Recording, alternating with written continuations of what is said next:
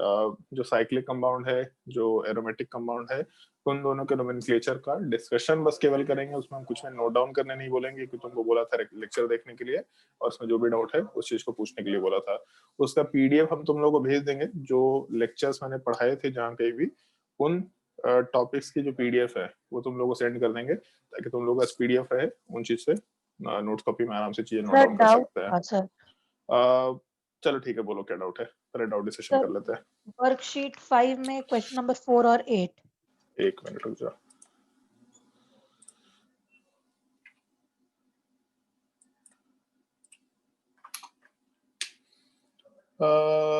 Worksheet 5 में question number 4 और 8। Worksheet 3, worksheet 4, worksheet 5। Worksheet 5 में क्वेश्चन नंबर 4 और 8। देख के तो अच्छा सवाल लग रहा है। पहले तो एक चीज ये देखो कि ऑक्सीजन से दोनों तरफ carbon double bond oxygen attached है। इसका मतलब कौन सा फंक्शनल ग्रुप है? तो हमको तो एनहाइड्राइड दिख रहा है ना। अब एनहाइड्राइड का जब नोमेनक्लेचर था, तो एक चीज बताया था एनहाइड्राइड के नोमेनक्लेचर में कि ऑक्सीजन वाले पार्ट के ऊपर हाइड्रोजन ऐड करना है। तो जैसे मान लो ये कंपाउंड दे रखा, तो यहाँ पे ऑक्सीजन के ऊपर हाइड्रोजन का एडिशन किया, सबसे पहला चीज। उसके बाद क्या बोला था? तो ऑक्सीजन और कार्बन का बॉन्ड ब्रेक करके कार्बन के ऊपर OH ग्रुप अटैच करना है। तो अगर यहाँ से बॉन्ड को ब्रेक करके कार्बन के ऊपर OH ग्रुप डालेंगे, तो 1 carbon, 2 carbon, 3 carbon, 4 carbon, total मिला करके वो 4 कार्बन दिख रहा है। सबसे लास्ट वाले कार्बन के ऊपर डबल बॉन्ड ऑक्सीजन OH, सबसे पहले वाले कार्बन के ऊपर डबल बॉन्ड ऑक्सीजन OH। ऐसा कंपाउंड का नोमेनक्लेचर कहीं पे किया था क्या? याद है? Yes sir. ये दिख रहा है, 2 चेन टर्मिनेटिंग फंक्शनल ग्रुप अगर होंगे तो नोमेनक्लेचर कैसे कर सकते हैं। तो एग्जैक्टली सेम सिनेरियो यहाँ पे दे रखा है। उस कंपाउंड वाले पार्ट में हम लोगों के पास 2 कार्बोक्सिलिक एसिड का यूनिट दे रखा है, एक यूनिट और दूसरा यूनिट। तो अगर 2 chain terminating functional group main functional group के जैसा बिहेव कर रहे हैं, तो इस केस में इन दोनों सर को वो सर इंक्लूड सी करके होगा क्या किधर, कि ओ होगा? कहाँ पे? सर इधर जो आप लिखे हैं OHC डबल बॉन्ड। यहाँ पे एक चीज देखो, जैसे यहाँ एक कार्बन दिख रहा है लेफ्ट साइड में, इधर साइड यस सर। नीचे एक कार्बन दिख रहा, तीसरा कार्बन, और ये चौथा कार्बन दिख रहा। Yes sir. ऑक्सीजन के ऊपर हाइड्रोजन ऐड कर देंगे, फिर ऑक्सीजन या कार्बोनिल कार्बन का बॉन्ड ब्रेक करके इस पे OH ऐड कर देंगे। तो टोटल कितने कार्बन है? 4। समझ आया? Yes sir. तो 4 कार्बन टोटल है, और सबसे लास्ट कार्बन के ऊपर डबल बॉन्ड ऑक्सीजन और OH ग्रुप है। तो सबसे लास्ट कार्बन के ऊपर डबल बॉन्ड ऑक्सीजन और OH ग्रुप है, और सबसे फर्स्ट कार्बन के ऊपर भी डबल बॉन्ड ऑक्सीजन और OH ग्रुप है। तो ठीक है, यस सर। बन जाएगा। बस जो नाम होगा, जो 2 फंक्शनल ग्रुप कंटेनिंग कंपाउंड है, उसके नाम वाले पार्ट में बस हम लोग लास्ट में ओइक एसिड वाले पार्ट का एसिड हटा करके वहां पे एनहाइड्राइड वर्ड यूज कर देंगे। तो ब्यूटेन डाइओइक एसिड वाला पार्ट हमको दिख रहा है, तो ब्यूटेन डाइओइक एनहाइड्राइड नोमेनक्लेचर बोल सकते हैं। पोजीशन दो या ना दो कोई दिक्कत नहीं है, क्योंकि चेन टर्मिनेटिंग फंक्शनल ग्रुप है। और क्या डाउट है? सर ये डाइओइक क्यों लगा? क्योंकि 2 कार्बोक्सिलिक एसिड है, तो 2 कार्बोक्सिलिक एसिड तो डाई लगाना पड़ेगा ना। जैसे लास्ट क्लास में हम लोग जो मेंशन किए थे यहाँ पे फंक्शनल ग्रुप, ये पार्ट, ये नोमेनक्लेचर। तो यहाँ पे 2 मिथाइल पेंटेन डाइअल, डाइअल क्यों लगा था? क्योंकि 2 एल्डिहाइड वाले यूनिट थे, तो एक यूनिट के लिए एक एल्डिहाइड, दूसरे के लिए डाइअल लगा दिया। ठीक है, और कोई डाउट? इसके अलावा कौन सा डाउट क्वेश्चन बोली थी? 5 के अलावा? सर 8। 5 के अलावा 8 वाले पार्ट में। अच्छा, ठीक है। जैसे एक चीज देखो, यहाँ पे फंक्शनल ग्रुप कितने दे रखे हैं यहाँ पे? पहले तो ये बताओ, बाकी लोग भी देखो। क्वेश्चन नंबर 8, एक तो हमको कार्बोक्सिलिक एसिड दिख रहा, और दूसरा यहाँ पे ईस्टर दिख रहा है। 2 फंक्शनल ग्रुप दिख रहा है, थोड़ा हम बड़ा कर देते हैं क्वेश्चन डायग्राम को। यस 2 फंक्शनल ग्रुप दिख रहा है। मेन फंक्शनल ग्रुप कौन सा है इसमें? Double OH।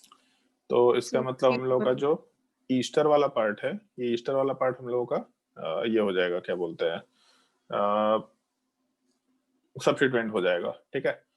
अब अगर हम लोग main functional group carboxylic acid को मान के चल रहे हैं तो चेन टर्मिनेटिंग फंक्शनल ग्रुप है बेसिकली। और अगर चेन टर्मिनेटिंग फंक्शनल ग्रुप है तो हम लोग यहीं से नंबरिंग शुरू करेंगे 1 2 3।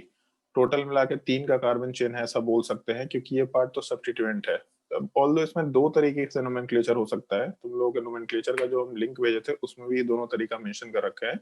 आइदर यहाँ तक चेन लेके चलो तो ये पूरा का पूरा पार्ट सब्स्टिट्यूएंट के जैसा बिहेव करेगा, या फिर एक और तरीका यूज कर सकते हैं। अगर हम लोग यहाँ तक चेन लेके चलते हैं तो इस केस में इस पार्ट को कीटोन मानना पड़ेगा, और उसके अलावा इस पार्ट को हम लोग ईथर के जैसा कंसिडर करेंगे। ईथर के लिए जैसे हम लोग नोमेनक्लेचर इथॉक्सी यूज किया करते थे, तो हम लोग OCH3 के लिए मिथॉक्सी वर्ड यूज कर सकते हैं। सॉरी, मतलब ईथर के लिए एल के ये एल्कॉक्सी वर्ड यूज किया करते थे। तो अगर मिथाइल ग्रुप होगा तो मिथॉक्सी वर्ड यूज कर सकते हैं। तो अगर हम लोग कार्बन चेन 3 तक लेंगे तो इस केस में ये पूरा का पूरा जो यूनिट है इसको हम लोग ईस्टर सब्स्टिट्यूएंट बोल सकते हैं। बट अगर हम लोग कार्बन चेन 4 तक ले लेंगे तो 4 तक लेने का मतलब है इस C डबल बॉन्ड को कीटोन के जैसा कंसिडर करना होगा। दोनों तरीके का नोमेनक्लेचर एक्सेप्ट किया जाता है, दोनों तरीके पॉसिबल है। अगर 4 तक हम लोग कार्बन लेंगे मतलब कार्बोनिल कार्बन तक चेन कंसिडर करेंगे, तो फिर हम लोग इस C डबल बॉन्ड को कीटोन मान के चलेंगे। तो अपने नोमेनक्लेचर में अगर 4 का कार्बन चेन लेके चले तो हम लोग के 4th पोजीशन पे कीटो ग्रुप है, तो 4th पे कीटोन वाले पार्ट के लिए हम लोग ऑक्सो वर्ड यूज कर सकते हैं। और 4th पोजीशन पे हम लोगों का OCH3 मतलब मिथॉक्सी ग्रुप दे रखा, तो इसका मतलब 4th पोजीशन पे हम लोग आराम से मिथॉक्सी भी वर्ड यूज कर सकते हैं। और 4 के कार्बन चेन का मतलब हो गया ब्यूट, और उसके अलावा कोई डबल बॉन्ड नहीं है तो ब्यूटानोइक एसिड नोमेनक्लेचर नाम यूज कर सकते हैं। अल्फाबेटिकली पहले मिथाइल आएगा, तो 4 methoxy 4 oxo butanoic acid nomenclature कर सकते हैं। ये एक तरीका हो गया। दूसरा तरीका, अगर हम लोग इस पूरे के पूरे ईस्टर वाले पार्ट को एक सिंगल सब्स्टिट्यूएंट के जैसा ले, तो ईस्टर वाले पार्ट के लिए सब्स्टिट्यूएंट नेम क्या लिखवा रखे थे, अपना लिस्ट देखो जो पेज लिखवा रखे थे उसमें ईस्टर के लिए सब्स्टिट्यूएंट नेम क्या लिखवा रखे थे। पेज पलट करके बता सकते हैं, लिस्ट देखो और बताओ उसमें से ईस्टर का सब्स्टिट्यूएंट सर नेम क्या था। Alkoxy carbonyl. Alkoxy carbonyl. तो एल्कॉक्सी कार्बोनिल में जैसे एक चीज समझ में आ रहा होगा, कार्बोनिल का मतलब C डबल बॉन्ड O हो गया, और एल्कॉक्सी वो एल्कॉक्सी वाला पार्ट इस ईथर वाले पार्ट से आता है। तो नोमेनक्लेचर वाले पार्ट में हम लोग OCH3 के लिए मिथॉक्सी बोल सकते हैं, और कार्बोनिल तो कार्बोनिल हो जाएगा। तो 3rd पोजीशन पे हम लोग का मिथॉक्सी कार्बोनिल है, और उस मिथॉक्सी कार्बोनिल वाले पार्ट के अलावा फिर हम लोग के नोमेनक्लेचर में जो हम लोग का 3 का कार्बन चेन है उसके लिए हम लोग आराम से पेंटेनोइक एसिड वर्ड मेंशन कर सकते हैं। तो 3 methoxy carbonyl pentanoic acid word mention कर सकते हैं। ये दोनों नोमेनक्लेचर इसके लिए सही है। कोई भी पार्ट दे रखा होगा तुम्हारे आंसर में उसको सही कंसिडर कर सकते हैं। कौन सा आंसर दे रखा है वैसे? सर ऊपर वाला। हाँ ठीक है, दोनों आंसर सही है, उसमें कोई दिक्कत नहीं है। इसके अलावा और कोई डाउट बुक वर्कशीट में?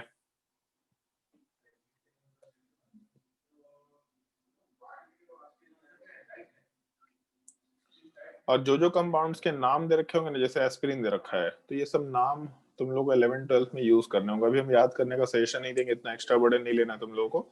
बट जो रटने वाला पार्ट होगा एकदम बिल्कुल प्योर रटने वाला पार्ट होगा। जैसे ही तुम लोग का सिलेबस खत्म होगा तो रटने वाले पार्ट से रिलेटेड जितने भी रीडिंग असाइनमेंट्स होंगे वो तुम लोग को एक एक करके देते जाएंगे। और हम कुछ तरीका सोच रखे हैं कि जैसे रटना थोड़ा मुश्किल चीज हो जाता है लोगों के लिए, सर याद ही नहीं होता कुछ भी, तो उसका उपाय है वो हम सोच रखे हैं। जब सिलेबस कंप्लीट होगा तो उपाय बताएंगे तुम लोगों को, तब रटने वाला पार्ट भी तुम लोग का धीरे धीरे कवर होता चला जाएगा। अभी रटने वाले पार्ट में दिमाग मत लगाना, अभी समझने वाले पार्ट में दिमाग लगाओ। रटने वाला पार्ट जैसे ही समझने की चीजें खत्म हो जाएंगी तो जो रटने का पार्ट है वो आराम से रटते चले जाएंगे। इस पार्ट में अगर कोई डाउट है तो पूछ सकते हैं। किस और चीज अगर का डाउट, सिलेबस? पूरा सिलेबस 11-12 का पूरा सिलेबस कंप्लीट हो जाएगा। तो इस पार्ट में अगर डाउट है तो बताओ, और अगर इसमें डाउट नहीं है तो फिर जो हम लोग मतलब जो भी तुम लोग को टॉपिक दे रखे थे रीडिंग करने के लिए, अगर उन टॉपिक्स में किसी को कोई डाउट है तो पूछ सकता है। कुछ भी डाउट है तो पूछ सकता है, और थोड़ा बहुत हम लोग डिस्कशन भी करेंगे। ये नोमेनक्लेचर ऐसा होता है, रूल्स हम वर्बली बोलते जाएंगे बट हम रूल्स नोट डाउन नहीं करा रहे, क्योंकि उन रूल्स को नोट डाउन करने की ज्यादा जरूरत नहीं है। बट हम केवल एग्जांपल्स के तौर पे सारी चीजें डिस्कस करते चले जाएंगे। तो अगर तुम लोगों को कोई डाउट है, जो लेक्चर्स तुम लोगों को 2 लेक्चर्स मैंने दिए थे देखने के लिए अगर उन दोनों लेक्चर्स में कोई डाउट है तो पूछ सकते हैं। तुम्हारे ग्रुप में डाल दिया था मैंने लिंक, जहां तक हमको ध्यान है लास्ट वीक। उसमें अगर कोई भी डाउट है कहीं पे भी कि सर ये वाला पोर्शन नहीं समझ में आया था, सर ये वाला पोर्शन नहीं समझ में आया था, तो पूछ सकते हैं। सर हाँ सर ये ऑक्सी एसिड या ऑक्सो एसिड क्या होता है सर? ये दोनों सेम ही चीज है, oxy acid oxo acid same ही नाम है, मतलब बस अलग अलग नाम बोल देते हैं बट है सेम चीज। जैसे H2SO4 है, तो H2SO4 का स्ट्रक्चर कुछ ऐसा होता है, H double bond oxygen double bond oxygen OH and OH। तो जब भी कभी कोई एसिड में हाइड्रोजन वाला पार्ट अगर ऑक्सीजन से अटैच्ड है तो इस चीज को हम लोग ऑक्सी एसिड या ऑक्सो एसिड बोल सकते हैं। सेम चीज है, ऑक्सी एसिड ऑक्सो एसिड अलग चीज नहीं होता है। जब भी कभी कोई ऑक्सीजन से अटैच्ड हाइड्रोजन हुआ जिसको हम लोग H+ के जैसा हटा सकते हैं तो ऑक्सी एसिड या ऑक्सो एसिड कह सकते हैं। जैसे मान लो H3PO4 है, तो H3PO4 का स्ट्रक्चर ऐसा होता है, OH OH एंड OH। तो इस चीज को हम लोग ऑक्सी एसिड बोल सकते हैं। HCl को ऑक्सी एसिड नहीं बोल सकते क्योंकि यहाँ पे H+ जो निकलेगा वो हम लोगों के ऑक्सीजन से अटैच नहीं है, तो इस चीज को हम लोग ऑक्सी एसिड या ऑक्सो एसिड नहीं बोल सकते। तो और कोई डाउट नोमेनक्लेचर में?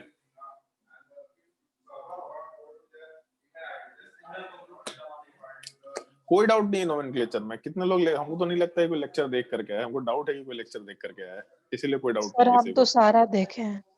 कोई डाउट नहीं आया, इतना सिंपल था nomenclature. Although nomenclature sir simple है इसमें साइक्लिक रिसर्च। वाला तो 2 बार देखे सर। हाँ मतलब साइक्लिक वाला थोड़ा कंफ्यूजिंग है बट जहां तक का बेसिक्स है वो तुम लोगों का क्लियर हो चुका है, तो उसमें हमको लगता है कोई डाउट होना नहीं चाहिए। बट अगर डाउट है तो पूछ लो, हम फिर भी सजेशन दे रहे हैं। अगर नहीं है तो हम अभी क्वेश्चन देंगे तुम लोगों को बुकलेट से, फिर तुम लोगों को दिक्कत होगा सवाल सॉल्व करने में। कोई भी डाउट है पूछ लो, बेहिचक पूछ लो, कोई दिक्कत नहीं है, मारने पीटने नहीं आने वाले, लेकिन डाउट है तो पूछ लेने का है। सर एक बार साइक्लिक कंपाउंड में मेरे को बहुत प्रॉब्लम हो रहा है। चलो ठीक है, साइक्लिक कंपाउंड वाले पार्ट का डिस्कशन कर ले। तो ऑल द फंक्शनल ग्रुप हम लोग का कंप्लीट हो चुका है, तो साइक्लिक कंपाउंड वाले पार्ट पे आते हैं। जैसे मान लो ऐसा साइक्लिक कंपाउंड है, हम एक बार रूल्स बस वर्बली बोल रहे हैं, उसको हम नोट डाउन नहीं करा रहे हैं, PDF अलग से दे देंगे। साइक्लिक कंपाउंड में 2 तरह का सिनेरियो हो सकता है। 1 मिनट यार, हाँ, साइक्लिक कंपाउंड वाले पार्ट में 2 तरह का सिनेरियो हो सकता है।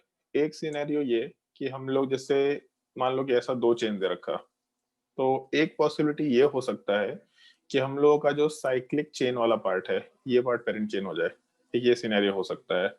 या फिर दूसरा पॉसिबिलिटी ये हो सकता है कि हम लोग का जो साइड चेन वाला पार्ट है ये पार्ट पेरेंट चेन हो जाए। मतलब हम लोग जब भी कभी नोमेनक्लेचर वाले पार्ट को डिस्कस करने की कोशिश करेंगे तो अपने पास 2 ही पॉसिबिलिटी निकल के आएगा। आइदर हम लोगों का साइक्लिक चेन वाला पार्ट पेरेंट चेन निकल के आएगा या फिर ये साइड चेन वाला पार्ट पेरेंट चेन निकल के आएगा। और इन दोनों केसेस में से जो भी केस हुआ, जैसे मान लो पहला केस हुआ जहां पे साइक्लिक कंपाउंड वाला पार्ट हम लोग का पेरेंट चेन है, तो फिर हम लोग साइड चेन को सब्स्टिट्यूएंट मान के चलेंगे। और अगर हम लोग का साइड चेन वाला पार्ट पेरेंट चेन होगा तो हम लोग फिर इस रिंग वाले पार्ट को सब्स्टिट्यूएंट मान करके चलेंगे। मतलब दोनों में से कोई भी सिनेरियो हो उससे कोई दिक्कत नहीं है, लेकिन ध्यान रखना है आइदर रिंग के केवल कार्बन पेरेंट चेन बनेंगे या साइड चेन के कार्बन ही पेरेंट चेन बनेंगे। दोनों का कार्बन ऐसा नहीं हो सकता कि यहाँ से यहाँ तक हम लोग पेरेंट चेन बना रहे हैं, मतलब केवल इस पोर्शन को, इसको ग्रीन से मार्क कर दे रहे हैं, यहाँ से यहाँ तक के पार्ट को पेरेंट चेन बना रहे हैं। रिंग प्लस साइड चेन मतलब बाहर वाला चेन, ये दोनों के कार्बन कभी भी पेरेंट चेन नहीं बना सकते। आइदर केवल बाहर का कार्बन या केवल रिंग का कार्बन पेरेंट चेन बनेगा। ये हम लोग का पहला कंसिडरेशन होता है। सिनेरियो क्या है या फिर पॉइंट्स क्या है जिसके बेसिस पे हम लोग साइड चेन को पेरेंट चेन बना सकते हैं या फिर रिंग को पेरेंट चेन बना सकते हैं, तो ऐसा लिख देते हैं। यही एक कंडीशन है simple, ring as a parent chain, या कंडीशन लिख देते हैं, condition for ring as a parent chain. Ring parent chain कब बनेगा? जैसे 2 ही सिनेरियो है, तो आइदर रिंग पेरेंट चेन बनेगा या साइड चेन पेरेंट चेन बनेगा।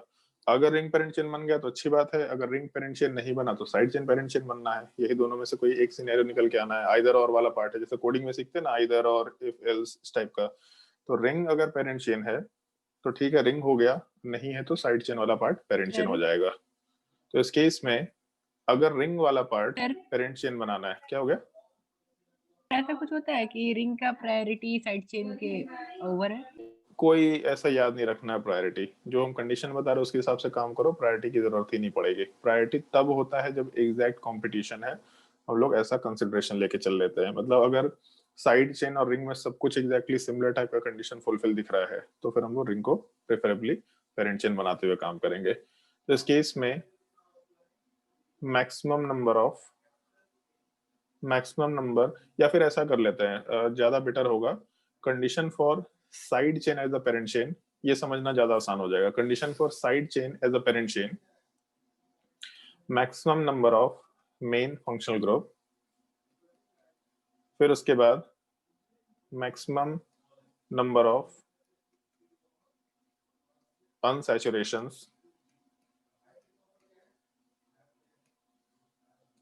फिर इसके बाद हम लोग मैक्सिमम नंबर ऑफ कार्बन्स, और फिर इसके बाद मैक्सिमम नंबर ऑफ सब्स्टिट्यूएंट्स। इस तरीके की बात करते हैं। अगर साइड चेन में ज्यादा फंक्शनल ग्रुप हो, या फिर अगर फंक्शनल ग्रुप है ही नहीं, या फिर फंक्शनल ग्रुप दोनों में इक्वल हुआ, तो फिर अनसैचुरेशन पे जाएंगे। ज्यादा अनसैचुरेशन हो, या फिर ज्यादा कार्बन हो, या फिर ज्यादा सब्स्टिट्यूएंट हो, ज्यादा होना चाहिए, बराबर नहीं। अगर साइड चेन में functional group, unsaturation, number of carbon या सब्स्टिट्यूएंट, इस ऑर्डर में पहले फंक्शनल ग्रुप चेक करना है। अगर फंक्शनल ग्रुप से डिसाइड हो गया तो ठीक है, अगर उससे डिसाइड नहीं कर पा रहे तो अनसैचुरेशन पे जाना है। अगर अनसैचुरेशन से डिसाइड हो गया तो ठीक है, उससे डिसाइड नहीं कर पा रहे तो फिर कार्बन पे जाना है। अगर उससे डिसाइड नहीं कर पा रहे तो सब्स्टिट्यूएंट पे जाना है। अगर ज्यादा नंबर्स ऑफ ये चार चीजें हम लोग को साइड चेन में मिलेगी तो साइड चेन अपना पेरेंट चेन होगा। अगर इनमें से कोई कंडीशन फुलफिल नहीं हुआ, सिंपली ऐसा लिख सकते हैं, otherwise the ring will be the main chain और पेरेंट चेन। अगर इनमें से कोई कंडीशन फुलफिल नहीं हुआ तो हम लोग का रिंग वाला पार्ट आराम से मेन चेन बन जाएगा। ऐसा हम लोग कंसिडर करते हुए काम कर सकते हैं। मतलब अगर इनमें से कोई कंडीशन फुलफिल नहीं हो रहा हम लोग का चार में से, तो हम लोग सीधा रिंग वाले पार्ट को, जैसे है ना कि इक्वल नंबर ऑफ कार्बन्स हो गया, तो अगर इक्वल नंबर ऑफ कार्बन्स हो गया तो हम लोग रिंग वाले पार्ट को पेरेंट चेन बना देंगे। अगर इक्वल नंबर ऑफ अनसैचुरेशन था तो पहले कार्बन्स पे जाना, जैसे equal number of functional group हुआ तो अनसैचुरेशन चेक करेंगे। अगर इक्वल नंबर ऑफ अनसैचुरेशन हुआ तो कार्बन चेक करेंगे। अगर equal number of carbon same हुआ, इक्वल नंबर ऑफ कार्बन हुआ, तो फिर सब्स्टिट्यूएंट पे जाएंगे। बट अगर सब कुछ सेम हुआ, सब कुछ एग्जैक्टली कोई कंडीशन से डिसाइड नहीं कर पा रहे, तब फिर हम लोग सिंपली रिंग वाले पार्ट को पेरेंट चेन बना के काम करेंगे। इस एक चीज का ध्यान रखते हुए काम करना होता है। ये हम लोग का सबसे पहला सिनेरियो होगा जो हम लोग डिस्कशन में यूज कर सकते हैं। एक मिनट, हाँ।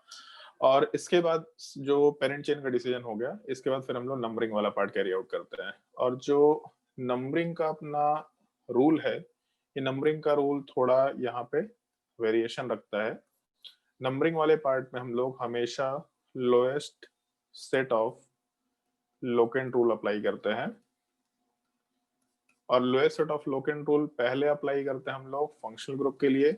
और अगर फंक्शनल ग्रुप वाले पार्ट से काम अपना चल गया, या पहला प्रायोरिटी तो फंक्शनल ग्रुप को देंगे, तो फिर हम लोग सेकेंड पार्ट में कंडीशन पुटअप करते हैं अनसैचुरेशन का। मतलब हमेशा फंक्शनल ग्रुप अगर कवर हो गया तो पहले अनसैचुरेशन को प्रेफरेंस देना है, ऐसा हम लोग मानते हुए चलते हैं।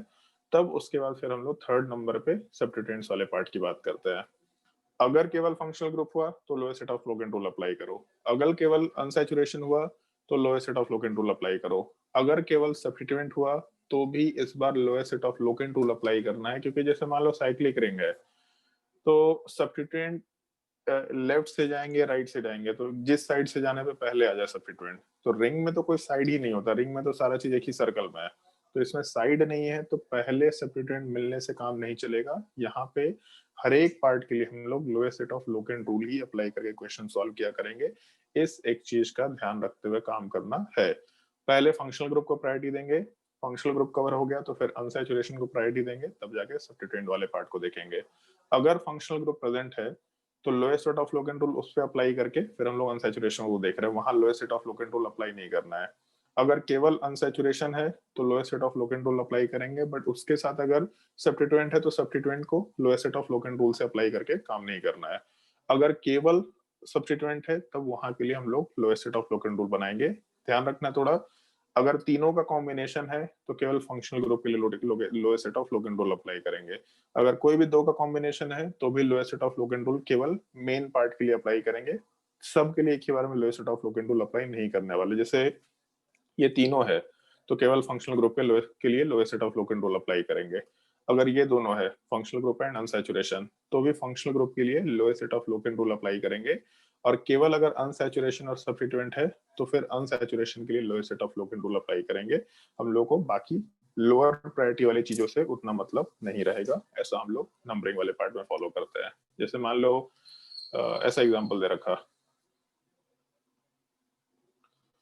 तो lowest set of Loken rule का मतलब क्या है और नंबरिंग कैसे करेंगे इस चीज को थोड़ा ढंग से समझना। सारी पॉसिबिलिटीज की बात करते हैं हम लोग। जैसे पहला चीज ये कि फंक्शनल ग्रुप वाला पार्ट हम लोग का 2 दे रखा है, दोनों के दोनों OH वाला पार्ट मेन फंक्शनल ग्रुप है, सिमिलर टाइप का फंक्शनल ग्रुप है, और साइड चेन है ही नहीं तो फिर बात ही नहीं करना है।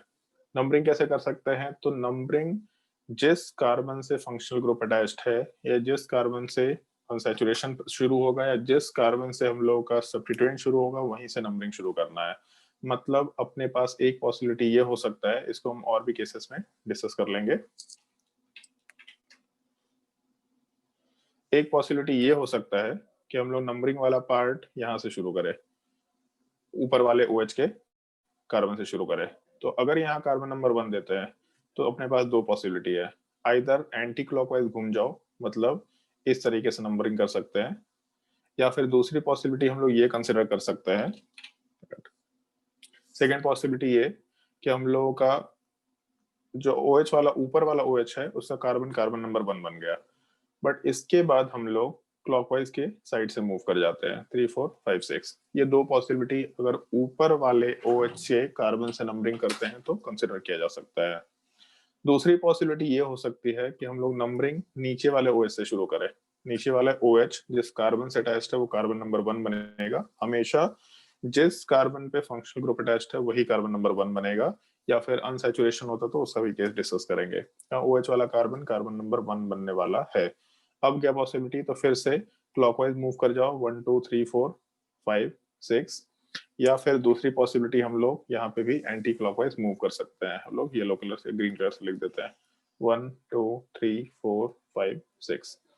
तो ये 4 पॉसिबिलिटीज अगर हम लेके चले तो इन चारों पॉसिबिलिटीज में lowest set of Loken rule अपने को देखना है।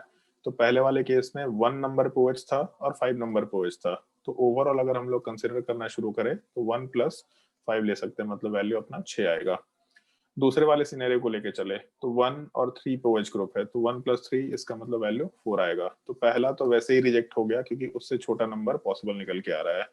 थर्ड वाले पॉसिबिलिटी की बात करें तो 1 + 5 मतलब वैल्यू 6 निकल के आ रहा है, ये भी अपने काम का नहीं है क्योंकि छोटा वैल्यू निकल के आ रखा है।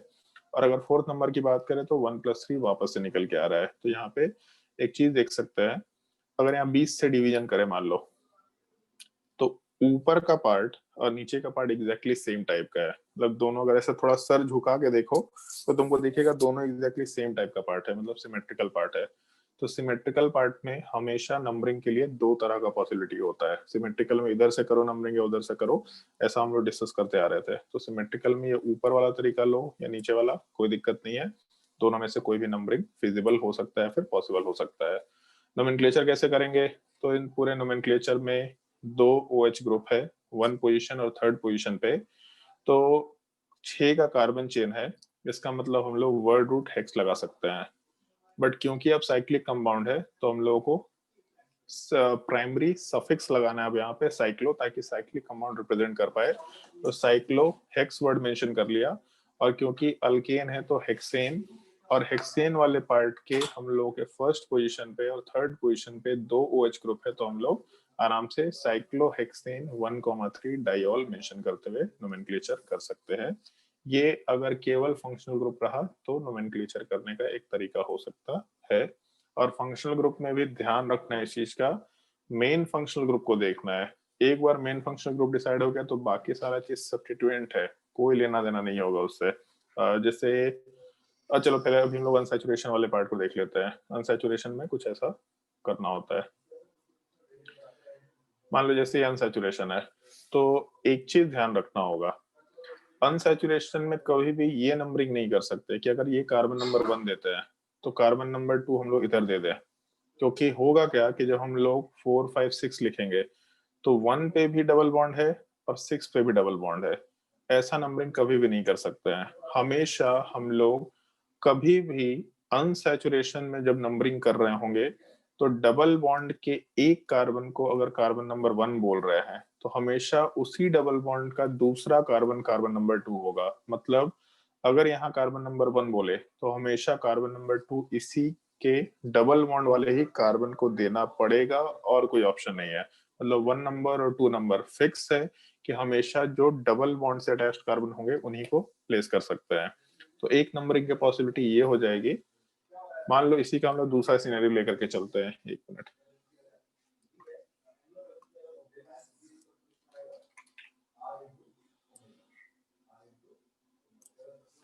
दूसरे वाले केस में जैसे मान लो कि अगर हम लोग नोमेनक्लेचर कंसिडर करना शुरू करें तो अपने नोमेनक्लेचर वाले पार्ट में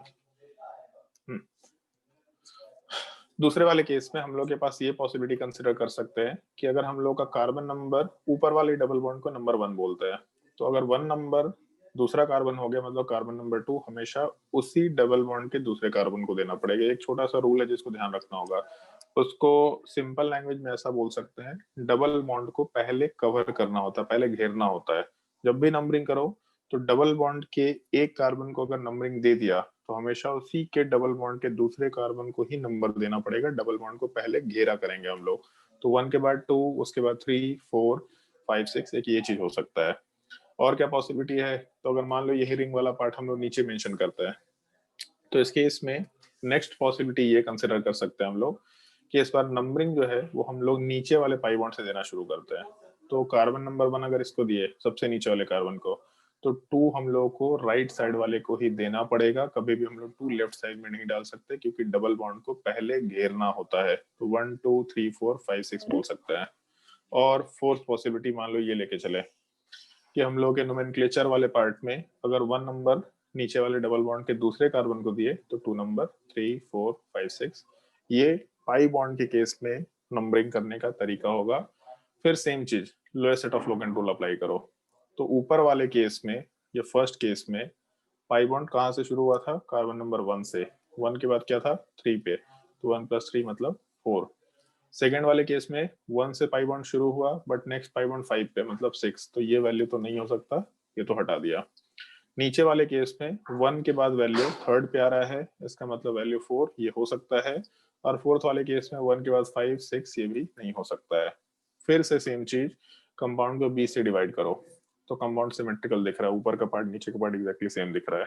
तो 2 पॉसिबिलिटी नंबरिंग का होगा, दोनों नंबरिंग का तरीका फॉलो कर सकते हैं हम लोग। मान लो हम लोग सब्स्टिट्यूएंट की एक्सक्यूज मी बात सर, करते हैं। हाँ बोलो। कार्बन नंबर 3 और 2 में भी पाई बॉन्ड होगा तो कार्बन नंबर 3 and 2 कौन से केस की बात कर रहे हैं, पहला केस, दूसरा केस, तीसरा केस है, चौथा केस? तीसरा। तीसरे केस की बात कर रहा है। एक तो छोटा सा यूनिवर्सल फैक्ट टाइप का चीज है कि ऐसा पाई बॉन्ड हो नहीं सकता है एक रिंग के अंदर।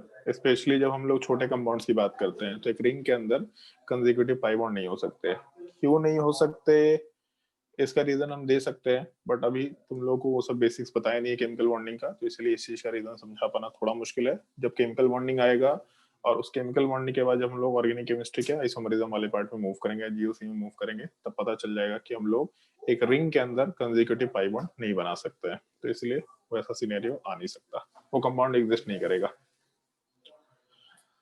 तीसरा सिनेरियो जो हम लोग को डिस्कस करना हो सकता है इसमें सब्स्टिट्यूएंट वाले पार्ट का केस। मान लो यहाँ पे जैसे क्लोरीन दे रखा, इधर ब्रोमीन दे रखा और इधर आयोडीन दे रखा, मान लेते हैं। तो अल्फाबेटिकल ऑर्डर पे नहीं जाना है, हम लोगों को ये देखना है कि lowest set of locant rule क्या है। इमोशनल नहीं होना है, lowest set of locant rule apply करना है केवल। पॉसिबिलिटी क्या है, तो हमको एक चीज दिख रहा है, नंबरिंग की एक पॉसिबिलिटी हम लोग यहाँ से कंसिडर कर सकते हैं। एक पॉसिबिलिटी ये दिख रहा है इस कार्बन से, क्योंकि क्लोरीन इस कार्बन से अटैच्ड है। दूसरी पॉसिबिलिटी, ब्रोमीन जिस कार्बन से अटैच्ड है, यहाँ से नंबरिंग शुरू कर सकते हैं। क्लॉकवाइज एंटी क्लॉकवाइज कोई दिक्कत नहीं, बट यहाँ से कर सकते हैं। और आयोडीन जिस कार्बन से अटैच्ड है, यहाँ से नंबरिंग कर सकते हैं। तो 3 जगह से नंबरिंग कर सकते हैं, मतलब टोटल हमको दिख रहा है कि 6 पॉसिबिलिटी है। क्लोरीन वाला carbon clockwise anti clockwise, bromine वाला carbon clockwise anti clockwise, iodine वाला कार्बन क्लॉकवाइज एंटी क्लॉकवाइज। तो ओवरऑल 6 पॉसिबिलिटीज है। पहली पॉसिबिलिटी ये लेके चल लेते हैं, क्लोरीन वाला पार्ट। तो क्लोरीन वाले पार्ट में कार्बन नंबर 1 और क्लॉकवाइज मूव कर जाते हैं, 3 4 5 6, एक ये पॉसिबिलिटी हो गया। दूसरी पॉसिबिलिटी हम लोग एंटी क्लॉकवाइज लेकर के चल लेते हैं, कार्बन नंबर 1 2 3 4 5 6। फिर उसके बाद तीसरी पॉसिबिलिटी हम लोग ब्रोमीन वाले पार्ट को लेकर के चल लेते हैं। ब्रोमीन वाले पार्ट से नंबरिंग शुरू किया और क्लॉकवाइज 1 2 3 4 5 6। चौथी पॉसिबिलिटी हम लोग इस बार ब्रोमीन में एंटी क्लॉकवाइज वाला पार्ट कंसिडर कर लेते हैं, 1 2 3 4 5 6। फिफ्थ पॉसिबिलिटी हम लोग आयोडीन वाले पार्ट को कंसिडर कर सकते हैं, 1 2 3 4 5 6। सिक्स पॉसिबिलिटी हम लोग आयोडीन वाले पार्ट में क्लॉकवाइज मेंशन कर लेते हैं, 1 2 3 4 5 6। अब इन सब में समेशन करके देखते हैं। तो पहले वाले केस में फर्स्ट पोजीशन पे क्लोरीन है, फिर उसके अलावा थर्ड पोजीशन पे सब्स्टिट्यूएंट है और फोर्थ पोजीशन पे सब्स्टिट्यूएंट है, तो टोटल वैल्यू 8। सेकंड वाले केस में 1 + 4 + 5, तो 5 5 10, मतलब ये तो ऐसे भी नहीं हो सकता, सेकंड पॉसिबिलिटी को रिजेक्ट कर दिया। उसके बाद नेक्स्ट पॉसिबिलिटी 1 पे ब्रोमीन है, सेकंड पे आयोडीन है और फिफ्थ पे हम लोगों को क्लोरीन मिल रहा है, तो 1 + 2 + 5 हम लोग कंसिडर करके चल सकते हैं, मतलब वैल्यू हम लोग को 8 मिल रहा है। नेक्स्ट पॉसिबिलिटी हम लोग 1 + 3 + 6 कंसिडर कर सकते हैं, तो 1 + 3 + 6 वाले पार्ट को अगर कंसिडर करके चलेंगे तो इस केस में हम लोग को वैल्यू टोटल 10 मिल रहा है, तो 10 तो ऐसे ही रिजेक्ट होता हुआ दिख रहा है हमको। नेक्स्ट पॉसिबिलिटी 1 + 4 + 6 दिख रहा, तो 11 वैल्यू दिख रहा, तो उससे छोटा छोटा वैल्यू है, इसको भी रिजेक्ट कर देते हैं। नेक्स्ट पॉसिबिलिटी हमको दिख रहा 1 + 2 + 4, 1 + 2 + 4 का मतलब हो गया 7। तो इन सारे 6 पॉसिबिलिटीज में सबसे लोएस्ट वैल्यू 7 दिख रहा, इसका मतलब ये अपने नंबरिंग का सिस्टम होगा, बाकी कोई भी नंबरिंग का सिस्टम हम लोग फॉलो नहीं कर सकते। ये अगर केवल सब्स्टिट्यूएंट हुआ तो नंबरिंग करने का तरीका निकल के आएगा। नोमेनक्लेचर क्या लिख सकते हैं, तो साइक्लिक कंपाउंड है, इसका मतलब नोमेनक्लेचर में हम लोग पहले तो साइक्लो लगा देंगे, और 6 का कार्बन चेन है, इसका मतलब हेक्स। अल्केन दिख रहा तो साइक्लोहेक्सेन लिख सकते हैं, साइक्लोहेक्सेन पेरेंट चेन का नाम हो गया। अब उसके अलावा फर्स्ट पोजीशन पे आयोडीन है तो 1 आयोडो, सेकंड पोजीशन पे ब्रोमीन है तो 2 ब्रोमो, थर्ड फोर्थ पोजीशन पे क्लोरीन है 4 क्लोरो। अल्फाबेटिकली जब अरेंज करेंगे तो पहले ब्रोमो वाला पार्ट जाएगा, फिर उसके बाद क्लोरो वाला पार्ट जाएगा, फिर आयोडो वाला पार्ट जाएगा, तो 2 bromo 4 chloro 1 iodo cyclohexane compound का कंप्लीट नोमेनक्लेचर यूज किया जा सकता है। ये 3 पार्ट समझ में आया, और अगर कोई डाउट है तो पूछ सकते हैं। ऑल्दो अगर लेक्चर देख रखा होगा तो अब समझ में आ गया होगा, मेरे हिसाब से कोई दिक्कत नहीं होना चाहिए।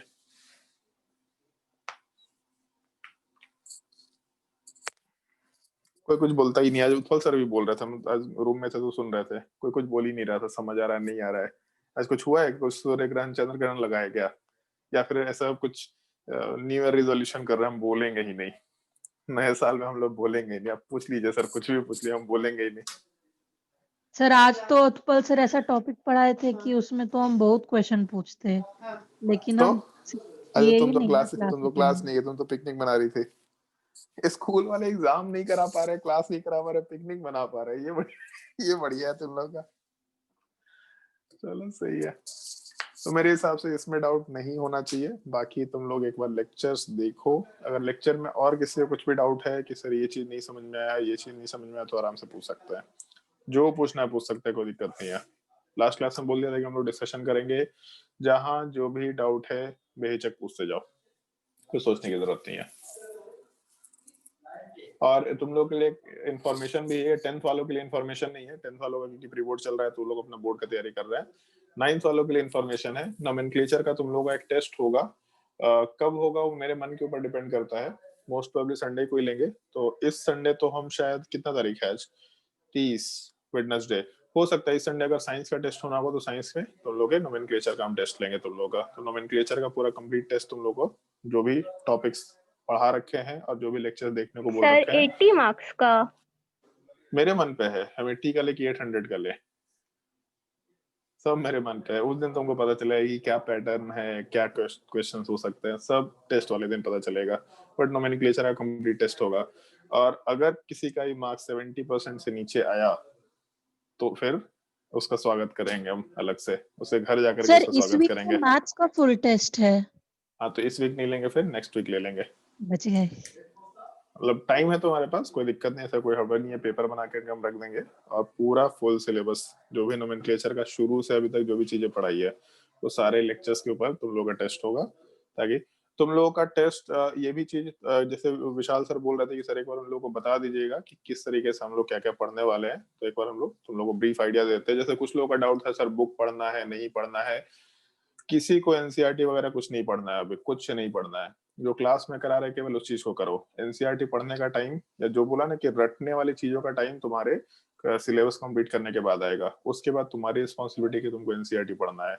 इन द मीन टाइम कुछ कुछ बुक्स हम लोग बोलेंगे पढ़ने के लिए, जैसे मैकमरी फे है और पॉला ब्रूस है, ये जब ये दोनों बुक्स ठीक ठीक चल रहा होगा तो हम ऑर्गेनिक केमिस्ट्री में और भी एक बुक बोलेंगे। फिजिकल केमिस्ट्री में सॉल्व करने के लिए एक बुक हम लोग प्रेफर करेंगे, और ऑर्गेनिक केमिस्ट्री में भी सॉल्व करने के लिए एक बुक प्रेफर करेंगे। और उसके अलावा मोस्टली तुम लोगों को क्लास नोट्स पढ़ने हैं और तुम लोगों को क्वेश्चन सॉल्व करना है। तुम लोगों को सेल्फ रीडिंग करना है तो कुछ बुक्स वगैरह पढ़ सकते हैं, कोई दिक्कत नहीं है, बट क्योंकि तुम्हारे पास सफिशिएंट रिवीजन का टाइम होगा तो जो भी तुमको बुक सॉल्व करना है कहीं का भी, जैसे पहला हम लोग का मेन एम क्या होगा कि तुम लोग का सिलेबस कंप्लीट कराए, तुम लोग का मेन एम ये होना चाहिए सिलेबस कंप्लीट करना है विद बेसिक्स। जो तुम्हारे बुकलेट के क्वेश्चंस है तुमको सारे के सारे क्वेश्चन सॉल्व करना है। एक बार वो क्वेश्चन सारा पार्ट सॉल्व हो जाएगा तो फिर तुमको बुक सॉल्व करना है। बुक सॉल्व करने का मतलब जितने भी तुम लोग बुक